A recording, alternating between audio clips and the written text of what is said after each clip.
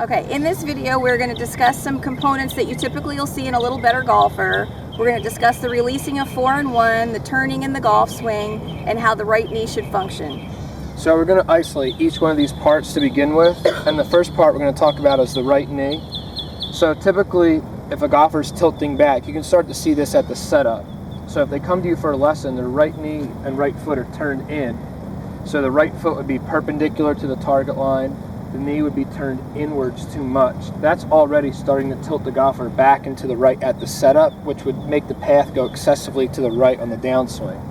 So as Laney swings to the top and does this incorrectly on the way down, the right knee would begin to flex, that which would tilt the axis of the shoulder turned back, which would make the path go excessively to the right.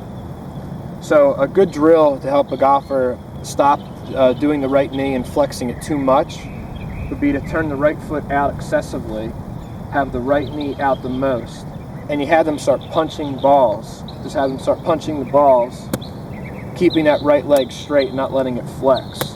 So by having the right foot way out, having the right knee turned out, that's going to reduce the amount that right knee flexes on the downswing, and that's going to help keep the axis of the shoulder turn stable so they don't swing out and thin and push any of the golf balls. Now we'll just talk about the releasing of the levers from the front view first and then from down the line second. So when Laney swings back to the top of the swing, the distance the handle is to the right shoulder, let's say it's 12 inches. And a golfer that doesn't release the fourth and first accumulator, if they just come down, this distance will keep staying 12 inches, and the axis of the shoulder turn will tilt back, and the shoulders will be too tilted. So if they get to the top of the swing, incorrectly again, Laney. We said the distance is 12 inches. Then as they swing down, it keeps staying, keep going 12, 12, 12, 12, 12, 12, 12. There's no releasing of these levers, which tilts the axis of the shoulder turn back, which will also make the path of the swing go excessively to the right. So now Laney's going to demonstrate doing it correctly from the face-on view again. So she goes to the top. We said this is 12 inches, so she would swing down, it will go 13, 14, 15, 16, 17, 18, 19, 20, 21, 22. So by the time the shaft's parallel to the ground, the distance the shoulder to the handle would be 22 inches. And those releasing of 4-in-1 keep the axis of the shoulder turn stable and makes the golfer swing straighter into the ball, and it reduces the amount the ball pushes and hooks. Now if Laney turns around from down the line, okay, right there.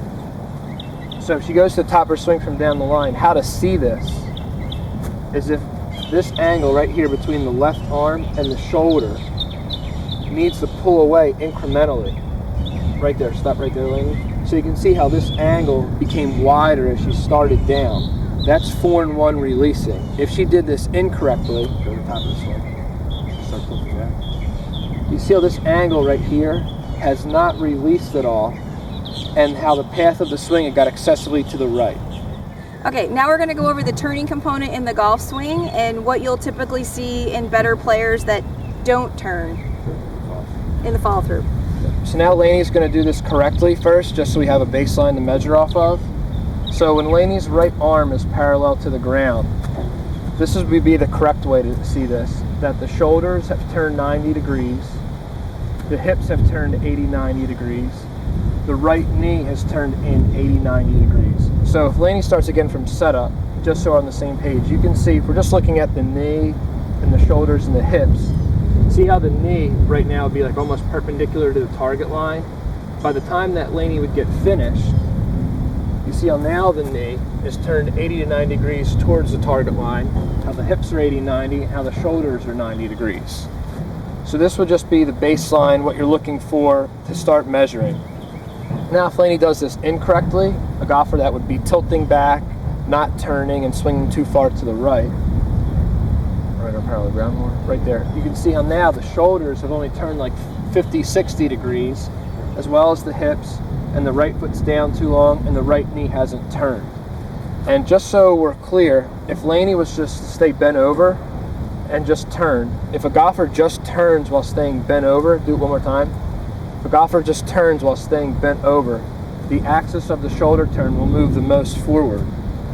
But what you'll typically see in better players is they'll slide and extend too fast, and that'll tilt the axis of the shoulder turn back. So the turning component has been lost.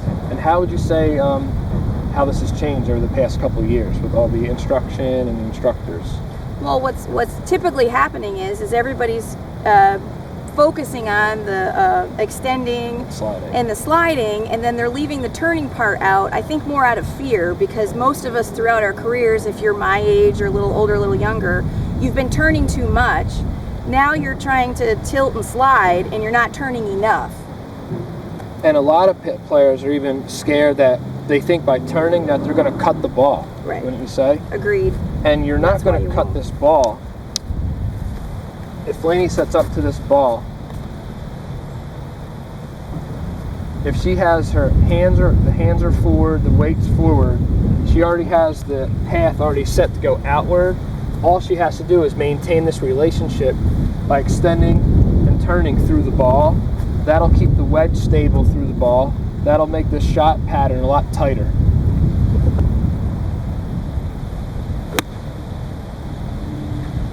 Okay, we're good. We're going to discuss the turning component from down the line just so that you can see the down the line view. So when Lainey does this incorrectly and does her follow through, where she does not turn, she just slides and extends, that throws the arms off the body. So by the time that right arm would be parallel to the ground, on a really extreme case, the right arm would be right over top of the stance line or a little bit out to the right. That's more the extreme case. What we're looking for is on the follow through, when the right arm's parallel to the ground in the follow through, as Lainey turns through the ball and extends, that the right arm is inside the stance line 20 degrees. Just because on the backswing, the left arm's inside the stance line 20, on the follow through, the right arm's inside the stance 20, which makes the golfer trace a circle. So now if Lainey's going to just punch a ball out and demonstrate. Correct. Yeah, correctly.